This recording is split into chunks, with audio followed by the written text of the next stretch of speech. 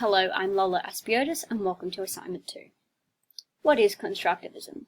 In the modern world of education, the learning theory of constructivism is predominantly influencing everyday classroom practice, and many teachers continue to move away from instructivism as a learning approach, which constitutes a teacher-centered approach to learning, through the use of high teacher control in the classroom and teaching strategies that focus on transmitting knowledge through direct lecture and demonstration.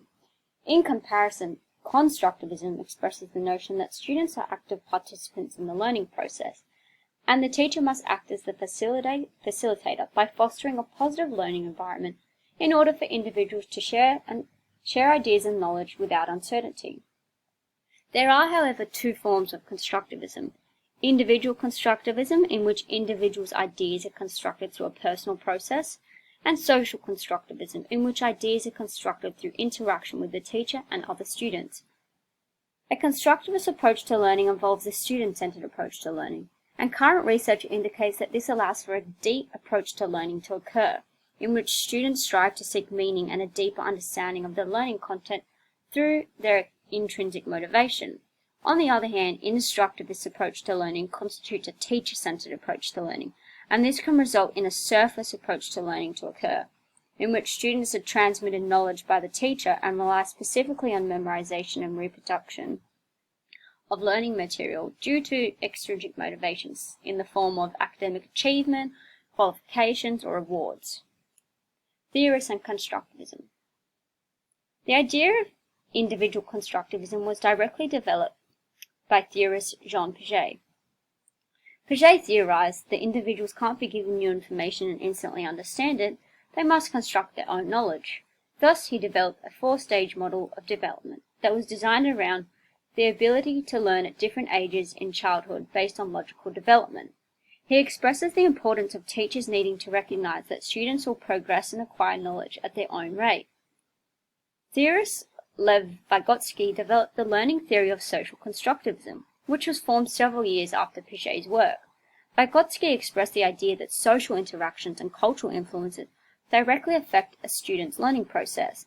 He perceives group work and cooperative learning to be an effective teaching strategy in shaping a classroom around social constructivism. Vygotsky, like Piaget, portrays the importance of teachers acknowledging that students are diverse learners, and the teacher must act as a facilitator rather than a dictator. The Australian curriculum perceives information and communication technologies as an effective learning tool. ICTs are listed within the general capabilities as, when used in a meaningful manner, students develop the necessary technological skills needed to strive through school and their external lives. ICTs can be used in the classroom to facilitate both teaching and learning. Kind states, "The web is where constructivist learning can take place. The web provides access to rich sources of information, encourages meaningful interactions with content, and brings people together to challenge, support, or respond to each other. Students are able to effectively develop problem-solving, decision-making, and communication skills through the many ICTs available." Laptops as an ICT. Laptop programs are being implemented around Australian schools today.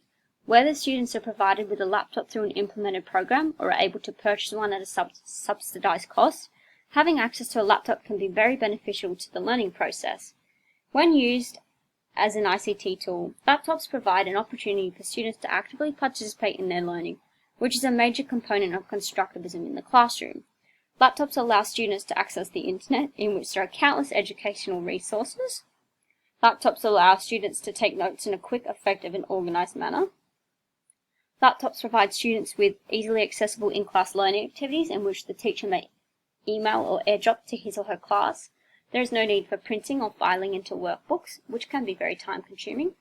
Adolescents are able to develop lifelong technology skills when using laptops in an educational environment through accessing various software tools and resources. When completing assigned tasks on laptops, students are able to select their preferred mode of learning, whether that be through reading material, visual videos, podcasts, or slideshows. The resources are endless. Supporting diverse learners. When students have access to a laptop, it ultimately facilitates group work, as individuals do not need to be together in order to work on assignments, share materials or ideas, or simply connect to discuss learning material. Students can be at home At school, in the playground, in the library, anywhere, students are empowered to take ownership of their learning. If not all students have access to the internet outside of school, local libraries and city centres have free accessible internet, so connection to the internet is always possible. For students who may experience social anxiety or are simply shy and do not like to speak up often in class, having a laptop-based activity in which students contribute non-vocally enables such students to share their voice and positively contribute valuable information to class topics. When implementing laptops as an ICT tool, using a constructivist manner, it's important for teachers to recognise the implications of a student-centred approach when using laptops. Students may look up or access irrelevant or inappropriate information, which results in a loss of focus to crucial learning content.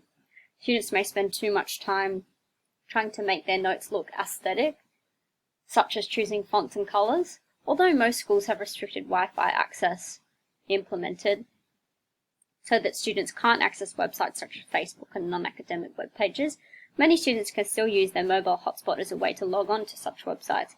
The teacher should implement classroom laptop policies to ensure students are actively participating in an enriching and appropriate manner. For example, ask students to keep Wi-Fi turned off until necessary, allocate specific time for laptop-based activities, walk around the room to ensure students are on task, and when explaining or introducing new topics or content, have students keep their laptops closed. Kahoot as an ICT tool. Kahoot is a game-based learning platform that allows teachers to create their own quizzes, discussions, and surveys based on specific learning topics and materials, and measures students' understanding in a fun and engaging way. In a secondary education setting, teachers may implement the use of Kahoot as a way to quiz students on specific learning outcomes. Such quizzes can be designed by the teacher, or similar quizzes may be accessible on Kahoot already. For example, in PDHPE, the teacher may want to test his or her Year 7 class on the learning outcome of healthy eating to gain a greater understanding of their students' progress and for students to also test their own knowledge. Kahoot is easily accessible through various hardware devices such as laptops, iPads, tablets, or smartphones. Teachers implementing a constructivist approach to learning may want to consider putting students into teams. This fosters social interaction but also allows students to share ideas and clarify doubts. Supporting diverse learners. The implementation of Kahoot supports a vast range of learners in the classroom. For students who get anxious when being assessed, the teacher is able to do a formative assessment of all students in the class without putting specific students on the spot. For students who may not have access to their own electronic device, the teacher is able to put students into groups in which it is only necessary for one device to be used. Students who like to be quizzed as a way to study for assessments but may not have a parent or sibling available to help them may access Kahoot at home or school to test their knowledge on various topics already created for them on Kahoot. When using Kahoot, there may be students who create nicknames or inappropriate names, in which the teacher will find it hard to track student understanding. Teachers may want to clearly instruct students to use their first name for older students and instruct younger students to choose an insect or animal or fruit, as they may feel more confident when playing anonymously. This should be done before starting the Kahoot activity. Kahoot quizzes are in the form of multiple choice, and as constructivism is said to pair with a deep approach to learning, Bracey 2002 suggests when using multiple choice, it is hard to figure out if students have actually developed a deep understanding of the learning material they have been taught. Teachers may want to consider further forms of assessments such as essays or homework activities to ensure students have an adequate understanding. YouTube as an ICT. YouTube is the largest video hosting platform in the world. YouTube is a useful tool in the constructivist classroom as it provides both students and teachers with easily accessible content that is both informative and engaging. Rather than a teacher simply using direct instruction to transmit information to his or her students, YouTube can provide a vast range of content that can be implemented. For example, at the introduction segment of a lesson, when the teacher wants to introduce a new outcome within the curriculum, this will intrigue students most often immediately, but also provide a clear and informative introduction to new learning content. YouTube can ultimately be used in a variety of ways that supports the constructivist approach to learning. Firstly, students are able to construct and process information in their own way through seeing and imaging. Secondly, students are able to seek educational videos created by other students from around the world, whether it be in the form of music, science experiments, English presentations, sports tutorials. Students are able to learn from one another, which supports the notion of social constructivism. Thirdly, students are able to use YouTube to support them with assessments and assignments by acquiring further information that may not have been covered in class to deepen their understanding. Supporting diverse learners. YouTube serves to support the needs of diverse learners in a variety of ways. Specifically, students who are visual or auditory learners benefit largely from visual tools in the classroom, such as videos. Students that have disabilities in the form of hearing or visual impairments may find YouTube useful to obtain a greater understanding of learning material, either visually or auditory. Furthermore, YouTube has implemented the use of subtitles, which can be turned on and off by the teacher. This is a great support tool for students that have auditory processing disorders or simply prefer to read information rather than listen to it. Students are able to access YouTube anytime and anywhere. For students who are absent from school due to illness or other reason, YouTube is easily accessible through most hardware devices. As YouTube allows anyone to create an account and upload video content, specific educational resources may not be of high quality. Teachers should only use content that has been created by well-known sources such as Australian Geographic or Australian Curriculum. Students may use YouTube inappropriately in class by searching for music video clips, comedy clips, or inappropriate content in general. This ultimately takes away the desired intention of using YouTube in the classroom.